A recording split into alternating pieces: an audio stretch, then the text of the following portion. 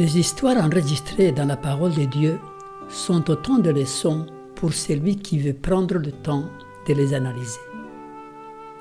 Je voudrais faire une étude typologique en comparant le scellement de 144 000 qui aura lieu à la fin et le scellement d'Israël à l'époque de la conquête de Jéricho. Nous avons déjà fait une vidéo intitulée le 777 qui illustre ce sujet d'un point de vue légèrement différent. Vous pouvez vous y référer pour plus de détails.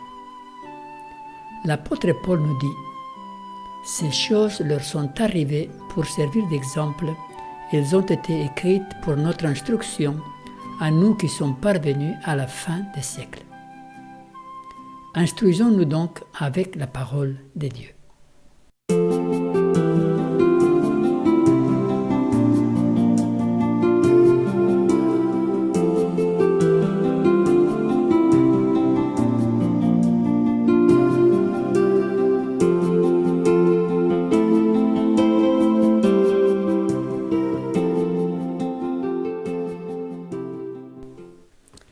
Le scellement des 144 000.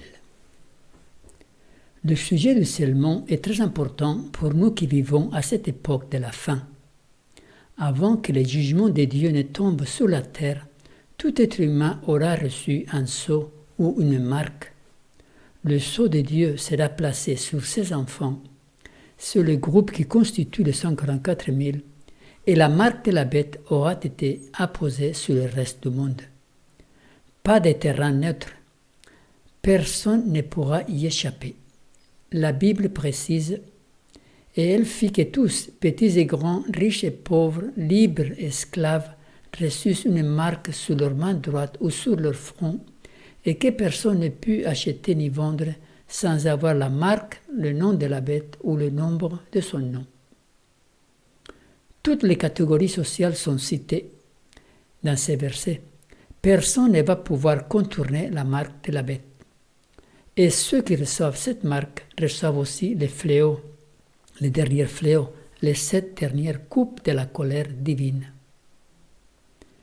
Et un troisième ange le suivit en disant d'une voix forte, « Si quelqu'un adore la bête et son image et reçoit une marque sur son front ou sur sa main, il boira lui aussi du vin de la fureur de Dieu, versé sans mélange dans la coupe de sa colère, et il sera tourmenté dans le feu et le soufre, devant les saints anges et devant l'agneau. »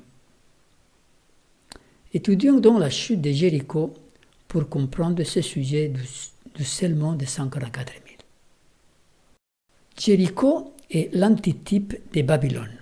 Et vous pouvez voir l'étude de 777 où nous expliquons plus de détails.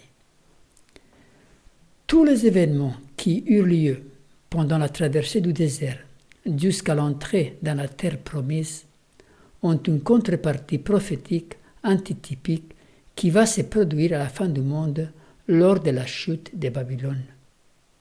Avant l'entrée du peuple dans la terre de Canaan, le peuple d'Israël fut scellé. À la fin, pour l'Église, il en sera de même. Avant l'entrée dans la Canaan céleste, le peuple de Dieu vivant à ce moment-là sera scellé du sceau de Dieu. Faisons un tableau des derniers événements qui eurent lieu pour Israël avant la rentrée en Canaan, en les comparant avec ceux qui auront lieu à la fin du monde. Donc nous avons un tableau, type et antitype. Israël est le type de l'Église du reste. La traversée du Jourdain est un type de la pluie de l'arrière-saison. Gilgal, là où il y a eu lieu le scellement du peuple d'Israël, est le type du début du scellement des 144 000 dans l'Église du reste. La conquête de Jéricho est un type de la conquête de Babylone. Le criblage, Rahab et tous ceux qui se sont réfugiés chez elle, illustre le criblage du monde, le scellement du reste des 144 000 qui sont dans le monde. Le grand cri que poussèrent les Israélites est le type du grand cri d'Apocalypse 18 et du bruit des tonnerres ou du 7e sceau qui marque la fin du temps de grâce. Les murailles s'effondrent pour Jéricho est un type de 7 coupes de la colère divine qui font chuter Babylone. Et enfin, la chute de Jéricho, elle est détruite et brûlée, est le type de la chute de Babylone qui sera divisée, détruite et brûlée. Reprenons ces éléments un par un pour comprendre le sermon de 144 000. Israël est le type de l'Église du reste. Israël fut le peuple choisi par Dieu pour transmettre le message du salut au monde. Abraham deviendra certainement une nation grande et puissante, et en lui seront bénies toutes les nations de la terre. De la même manière, à la fin de l'histoire terrestre, Dieu a choisi un peuple à qui il a révélé le déroulement des événements prophétiques annoncés par Daniel et par Jean dans le livre de l'Apocalypse. Ce peuple est décrit comme le reste de la descendance de la femme, selon Apocalypse 12, verset 17.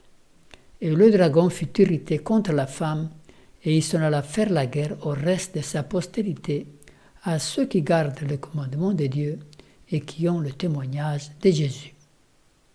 Cette guerre du dragon sera la dernière. Elle se concrétisera par la marque de la bête, un boycott économique pour que ceux qui gardent le commandement de Dieu soient forcés à désobéir Dieu à cause de cette épreuve. Ce peuple est décrit comme la dernière Église, celle de la Odyssée, celle qui vivra au crépuscule de l'histoire. Ces mouvements prophétiques annoncent au monde depuis plus de 160 ans le message des 3 anges d'Apocalypse 14 pour préparer le monde pour ce qui va arriver. La traversée du Jourdain est le type de la pluie de l'arrière-saison qui viendra sur l'Église du reste. La traversée de la mer Rouge représentait le baptême, la naissance spirituelle du peuple d'Israël à la sortie de l'Égypte, qui est un symbole du péché et du monde. L'apôtre Paul nous dit « Frères, je ne veux pas que vous ignoriez que nos pères ont tous été sous la nuée, qu'ils ont tous passé au travers de la mer, qu'ils ont tous été baptisés au Moïse dans la nuée et dans la mer. » Donc ici, il compare bien la traversée de la mer à un baptême. Donc, si la traversée de la mer Rouge représentait le baptême, la traversée du Jourdain, juste avant la rentrée dans la terre promise, représente le baptême du Saint-Esprit, la Pentecôte finale annoncée par les prophètes, en particulier Joël. Il nous dit « Et vous, enfants de Sion, soyez dans l'allégresse et réjouissez-vous en l'Éternel votre Dieu, car il vous donnera la pluie en son temps. Il vous enverra la pluie de la première et de l'arrière-saison, comme autrefois. » 2 baptêmes, l'un d'eau et l'autre de feu. 2 pluies, la première et celle de l'arrière-saison. 2 Pentecôtes, une au temps de l'ascension de Jésus, l'autre avant son retour. Ensuite, après la traversée du Jourdain, il y a eu l'événement de Gilgal. Et là, le peuple d'Israël va être scellé.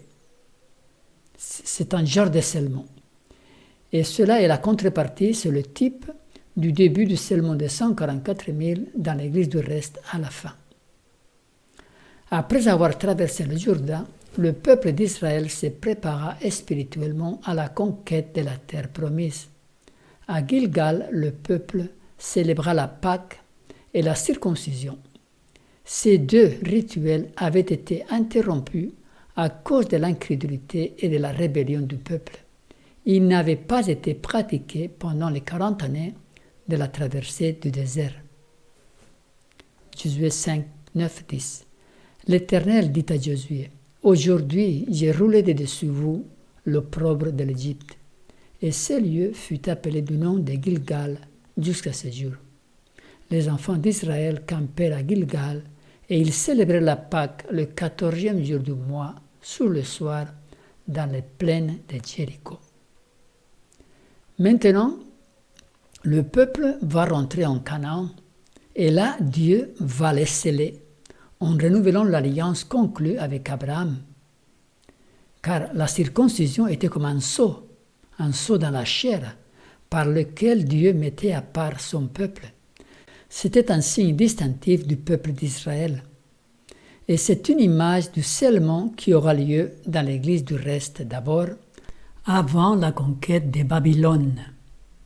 C'est le début du scellement des 144 000 qui constitue le sujet de notre étude.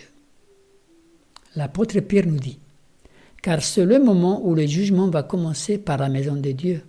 Or, si c'est par nous qu'il commence, quelle sera la fin de ceux qui n'obéissent pas à l'évangile de Dieu ?» Donc le jugement commence par la maison de Dieu, il nous dit. Et donc le jugement, dont le scellement n'est que l'aboutissement, commence par l'Église du reste, de même que pour Jéricho.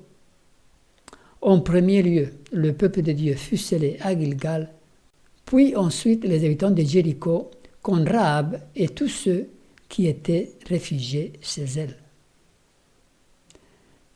Donc on met en parallèle. À Gilgal, il y a eu le scellement du peuple, qui représente le scellement de l'Église à la fin, de l'Église du reste. Le criblage de Jéricho, c'est là où les gens, pendant 6 jours où ils ont fait le tour, ils ont pris une décision chacun, ou se réfugier chez Rahab, ou rester en Jéricho, dans la ville. Et c'est une image du criblage du monde à la fin, le criblage de Babylone. Ensuite, le scellement de Jéricho, Rahab et tous ceux qui étaient chez elle, à un moment donné, ils ont été scellés. Et ainsi, à la fin aussi, les justes du monde, qui sont encore dans le monde, en Babylone, seront scellés à ce moment-là. Jusqu'à la fin du temps de grâce, qui eut lieu à Jéricho lors du grand cri, et qui aura lieu aussi à la fin de ces grands cris d'Apocalypse 18. Nous verrons plus tard. Donc la conquête de Jéricho est un type de la conquête de Babylone. Par la suite, le peuple d'Israël partit à la conquête de Jéricho, et ceci peut être mis en parallèle avec la conquête de Babylone. L'Église du reste aura reçu la pluie de l'arrière-saison, et elle donnera le grand cri d'Apocalypse 18. Il cria d'une voix forte, disant « Elle est tombée Babylone la grande. Elle est devenue une habitation des démons, un repère de tout esprit impur, un repère de tout oiseau impur et odieux. » Et j'ai entendu du ciel une autre voix qui disait « Sortez du milieu d'elle, mon peuple, afin que vous ne participiez point à ses péchés, et que vous n'ayez point de part à ses fléaux. » Ce sera le dernier avertissement de Dieu à un monde condamné. Les enfants de Dieu qui seront dans les autres églises ou religions de Babylone entendront l'appel et se joindront à l'église du reste. Cela représente le criblage du monde où les uns recevront le sceau de Dieu et les autres la marque de la bête. Maintenant, Rahab est le type des 144 000. Et c'est ici que l'on voit le parallélisme entre ces deux groupes. Rahab et tous ceux qui se réfugièrent chez elle reçurent, pour ainsi dire, le sceau de Dieu et furent protégés lors de la destruction de Jéricho. De la même manière, les enfants de Dieu, qui sont éparpillés dans les autres groupes religieux du monde, de Babylone, sortiront d'eux pour rejoindre l'Église du reste et recevoir le sceau de Dieu. Jésus disait « J'ai encore d'autres brebis qui ne sont pas de cette bergerie. Celles-là, il faut que je les amène. Elles entendront ma voix et il y aura un seul troupeau et un seul berger. » Il dit « Ces brebis entendront sa voix et sortiront pour rejoindre le seul troupeau. » Oui, à la fin, il y aura un seul troupeau, une seule église. Ce groupe constituera les 144 000 ou l'église triomphante. Ses membres seront sortis de tous les groupes religieux, de toutes les différentes églises et de toutes les religions du monde. Alors nous allons comparer maintenant le grand cri qui poussait les enfants d'Israël le septième jour après le tour du septième tour. On va le comparer avec le grand cri d'Apocalypse 18 et aussi avec le bruit des tonnerres au septième sceau, qui marquent tous les deux la fin du temps de grâce. Le grand cri que poussèrent les Israélites lors du septième tour de la ville au septième jour marqua la fin du temps de grâce pour Jéricho. Tout de suite après, les murailles s'effondrèrent. Josué 6,20 nous dit « Le peuple poussa des cris et les sacrificateurs sonnèrent des trompettes. Lorsque le peuple entendit le son de la trompette, il poussa des grands cris et la muraille s'écroula. Le peuple monta dans la ville, chacun devant soi, ils s'emparèrent de la ville. » Au chapitre 18 du livre de l'Apocalypse, nous trouvons un grand cri au verset 2, que nous avons lu tout à l'heure. L'ange, cria d'une voix forte. Et la fin de ces grands cris, qui dénoncent Babylone et qui invitent les fidèles à sortir d'elle, marquera la fin du temps de grâce. C'est pendant tout ce temps qu'il y aura le criblage. Et les enfants de Dieu, qui sont dans toutes les religions du monde, recevront le sceau, son sceau. À la fin, pendant le temps du septième sceau, Dieu fera entendre sa voix, comme des coups de tonnerre. Apocalypse 8,5 nous dit « Et l'ange prit l'encensoir, le remplit du feu de l'autel, et le jeta sur la terre, et eut des voix de tonnerre, des éclairs et un tremblement de terre. Ceci, ces bruits de tonnerre, de voix, marquera la fin du temps de grâce pour l'humanité. Dieu dira que celui qui est injuste soit encore injuste, que celui qui est souillé se souille encore, et que le juste pratique encore la justice, et que celui qui est saint se sanctifie encore. Les murailles s'effondrent, et c'est un type de ce qui va arriver pendant les 7 coupes de la colère qui vont faire que les murailles de Babylone s'effondrent aussi. L'effondrement des murailles de Jéricho fut un acte divin. Des anges puissants secouèrent les fondements des murs et la ville s'effondra. De la même manière pour Babylone, 7 anges verseront les 7 coupes de la colère divine qui feront tomber Babylone. Apocalypse 16:1. Et j'ai entendu une voix forte qui venait du temple et qui disait aux 7 anges, « Allez et versez sur la terre les 7 coupes de la colère de Dieu. » Et lors du versement de la 7e coupe se produira la chute définitive de Babylone, selon le verset 19 du même chapitre. Et la grande ville fut divisée en 3 parties, et les villes des nations tombèrent, et Dieu se souvint de Babylone la grande, pour lui donner la coupe du vin de son ardente colère. La chute de Jéricho, détruite et brûlée, c'est un type de la chute de Babylone qui sera divisée, détruite et brûlée. La destruction de Jéricho est une image de la destruction du mal, du péché. C'est pourquoi elle fut vouée à l'interdit et entièrement brûlée. Ils brûlèrent la ville et tout ce qui se trouvait. Seulement ils mirent dans le trésor de la maison de l'Éternel l'argent, l'or et tous les objets d'airain et de fer. Babylone, dans un sens large, représente le mal, et donc elle sera entièrement brûlée. Apocalypse 18:8. À cause de cela, en un même jour, ces fléaux arriveront pour Babylone, la mort, le deuil et la famine, et elle sera consumée par le feu, car il est puissant, le Seigneur Dieu, qui l'a jugé.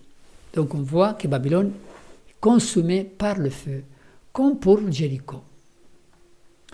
Le passé illustre l'avenir. Les événements décrits dans la parole ont souvent une application typologique, c'est-à-dire qu'ils illustrent d'autres événements similaires qui auront lieu à la fin. Le scellement des 144 000 sera un processus qui débutera avec la marque de la bête et qui se prolongera jusqu'à la fin du temps de grâce. Selon la prophétie de Daniel 12, ce temps sera de 1290 jours ou 3 ans et demi. Il y a la marque de la bête qui crible l'Église d'abord, l'Église du reste. Certains reçoivent le sceau de Dieu et d'autres pas. Ensuite, il y a le scellement de l'Église par la pluie de l'arrière-saison. Le Saint-Esprit vient, scelle l'Église, et là, ils vont annoncer le grand cri d'Apocalypse 18 pour éclairer le monde, justement. Ils vont prêcher sur la marque de la bête. Ils vont inviter les enfants de Dieu à sortir de Babylone avant qu'elle ne soit détruite. Chacun recevra ou le sceau de Dieu ou la marque de la bête. Et c'est ça le criblage du monde. Et tout ceci jusqu'à la fin du temps de grâce, quand Jésus quittera son poste en tant qu'intercesseur. Plus d'intercession, plus de pardon, c'est fini. Et cette période, d'après Daniel 12, verset 11, est de 1290 jours. Donc d'abord, l'Église du reste, c'est elle qui est criblée et scellée.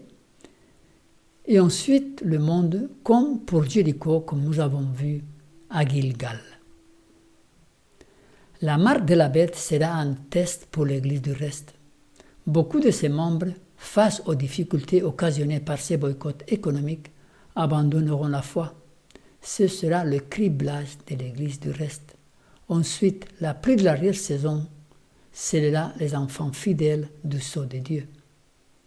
Avec la puissance du Saint-Esprit, ils donneront le grand cri d'Apocalypse 18, 1 à 4, le dernier avertissement de Dieu au monde. Ceci provoquera le criblage et le scellement du monde. Certains recevront le sceau de Dieu, d'autres recevront la marque de la bête. La période de grâce terminée, Jésus quittera son poste d'intercesseur et les 7 anges verseront les 7 coupes de la colère sur ceux qui auront la marque de la bête. Tout cela jusqu'à la 7e coupe qui marquera la délivrance des saints, des 144 000. Et cette période durera seulement 45 jours, selon Daniel 12, verset 12. 1335 moins 1290 égale 45. Vous pouvez voir la vidéo intitulée « Le sacrifice perpétuel » où nous expliquons ce chapitre 12 de Daniel, en plus de détails. Le monde vivra sans grâce pendant 45 jours seulement. Dieu cherche à sauver et non pas à détruire. Dieu ne voulait pas détruire Jéricho, il voulait les sauver. Et de même pour Babylone. Dieu ne veut pas détruire Babylone. Il voudrait que tout le monde sorte de Babylone. Jéricho vécut sans grâce un court moment, entre le 7e tour de la ville, le 7e jour, et le grand cri que poussèrent les Israélites et qui firent tomber les murailles de la ville. Jean, dans les visions qu'il reçut, voit ce groupe, les 144 000, scellés du sceau de Dieu. Je regardais et voici, l'agneau se tenait sur la montagne de Sion, et avec lui 144 000 personnes qui avaient son nom et le nom de son Père écrit sur leur front. C'est le sceau de la perfection. Recherchez la paix avec tous et la sanctification, sans laquelle personne ne verra le Seigneur. Mais puisque celui qui vous a appelé est saint, vous aussi soyez saints dans toute votre conduite, selon qu'il est écrit, vous serez saints, car je suis saint.